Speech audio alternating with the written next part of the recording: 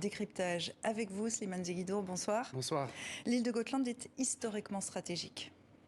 Oui, et les Russes d'ailleurs l'ont toujours lorgné. Ils y avaient même débarqué en 1808 pendant les guerres napoléoniennes, dont ils avaient senti déjà l'importance stratégique parce qu'elle verrouille la mer Baltique, qui est en elle-même une mer quasi fermée. Depuis lors, elle a été constamment suédoise et la Suède moderne a toujours veillé justement à ne pas trop titiller l'ours russe. Jusqu'il y a encore 7 ans, il n'y avait que 150 militaires dans cette île de 3000 km² avec 60 000 habitants.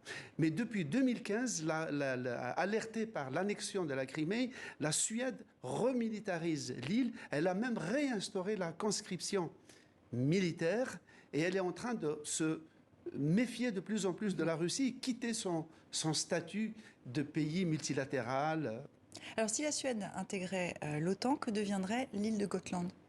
Elle deviendrait un avant-poste de l'OTAN, c'est-à-dire que l'OTAN aurait le droit d'y installer des batteries antiaériennes, des missiles.